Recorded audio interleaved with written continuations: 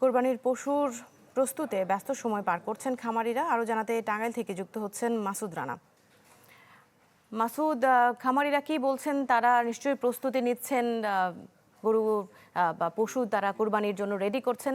খামারিরা আসলে কি বলছেন, আর যারা আশপাশের লোকজন আছেন তারাই বা কি বলছেন, বলবেন আমাদেরকে।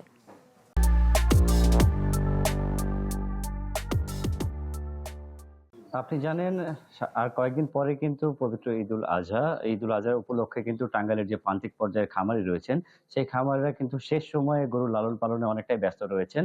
আমি এই মুহূর্তে যে খামারটিতে রয়েছি, এটি হলো টাঙ্গাইল সদর পৌর এলাকার 11 নং ওয়ার্ডের বেড়াপোষনা এলাকার যে সজীব নামের যিনি উদ্যোক্তা রয়েছেন, Mir Sanowar Ali dairy agro farm. এখানে কিন্তু তিনি প্রায় কোরবানির ঈদকে কেন্দ্র করে 40টি গরু, বিভিন্ন জাতের গরু তিনি প্রস্তুত করেছেন কোরবানির জন্য। এবং তার সাথে কথা বলেছি, তিনি জানিয়েছেন যে এবছর তিনি কিন্তু অনেকটাই কষ্ট করে অনেক শেষ সময়ে এসে অনেকটাই লালন পালনে ব্যস্ত সময় পার করছেন।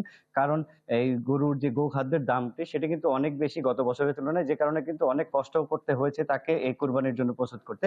এছাড়াও তিনি একটি দাবি করেছেন যে এইবার কোরবানির ঈদে যদি দেশের বাইরে থেকে কোনো ধরনের ইন্ডিয়ান গরু যদি বাংলাদেশে না আসে, তাহলে যে তাদের যে প্রান্তিক পর্যায়ে যে খামারি রয়েছে এবং সেই যে সজীব খামারি রয়েছেন তিনি এবং অন্যান্য যে খামারি রয়েছেন, তাদের একটাই দাবি যে ইন্ডিয়ান যে গরুগুলো রয়েছে সেগুলো যদি বর্ডারের মাধ্যমে বাংলাদেশে না ঢুকে, তাহলে যে বাংলাদেশ শহর টাঙ্গাইলের যে এই গরু গবাদি পশুর যে কোরবানির যে বাজার, সেই বাজারটি অনেকটাই কিন্তু স্থিতিশীল থাকবে এবং তাদের যে চাহিদা অনুযায়ী যে গরুগুলো তারা প্রস্তুত করেছেন সে কিন্তু অনেকটাই তারা লাভের মুখ দেখবেন। তা না হলে কিন্তু এখন পর্যন্ত যে গরু এই টাঙ্গাইলে রয়েছে, এতে করে কিন্তু যে খামারি রয়েছে, বিশেষ করে প্রান্তিক খামারি, প্রায় 26,000-এর উপরে কিন্তু নতুন খামারি রয়েছে এবছর। সেই খামারিদের যে সকল গরু রয়েছে তারা কিন্তু অনেকটাই লাভের চেয়ে লসের মুখ দেখবেন বলে জানিয়েছেন।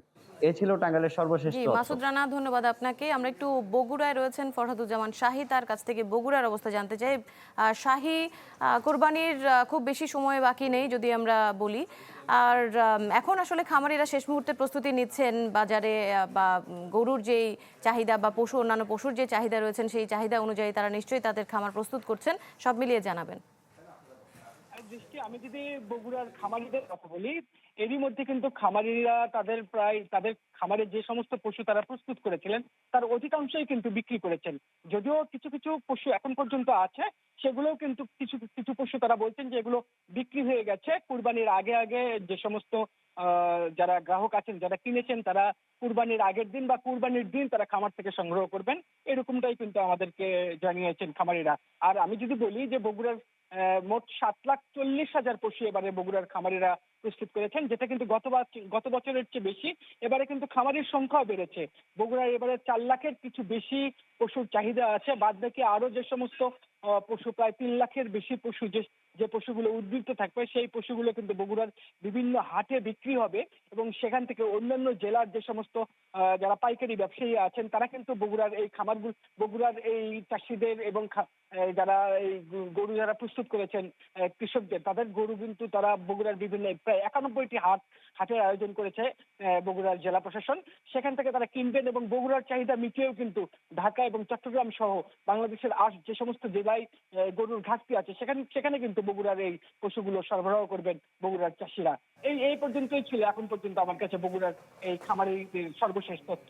দৃষ্টি। জি, ফরহাদুজ্জামান শাহী, ধন্যবাদ আপনাকে আমাদের সাথে যুক্ত হওয়ার জন্য। দর্শক, আমাদের সহকর্মীরা জানাচ্ছিলেন কিছুদিন পরেই কোরবানির ঈদ, সেই কোরবানির ঈদকে সামনে রেখে খামারিরা কিভাবে তাদের পশু লালন পালন করছেন এবং কিভাবে প্রস্তুতি নিচ্ছেন সেই বিষয়ে।